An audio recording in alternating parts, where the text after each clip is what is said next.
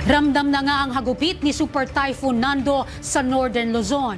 Sa La Union, nauna nang tiniyak ni Deputy Speaker Paulo Ortega V ang mga hakbang para sa kaligtasan ng mga residente. Si Sofia Potenciano, una sa balita.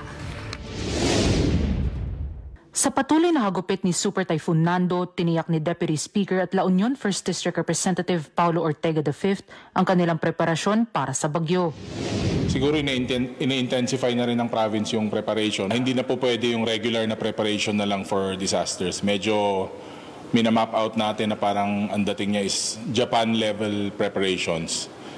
Ayon kay Deputy Speaker Ortega, siniguro din niya ang pag-mitigate sa epekto ng bagyo sa kanilang lalawigan. Dagdag pa ng kongresista, kahapon pa lang ay nagsagawa na sila ng preemptive evacuation sa mga bayan na labis na maaapektuhan ng masamang panahon. Tinatayang nasa halos 200 residente na ang nakalikas sa unang distrito ng La Union.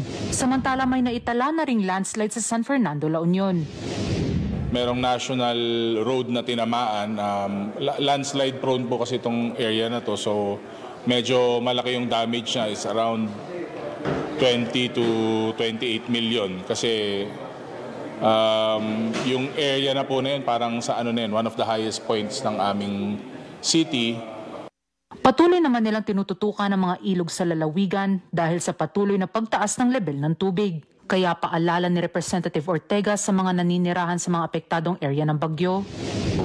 Everyone is simply advised to stay home and siyempre to adhere po yung mga importante na messages from the LGUs sa national government.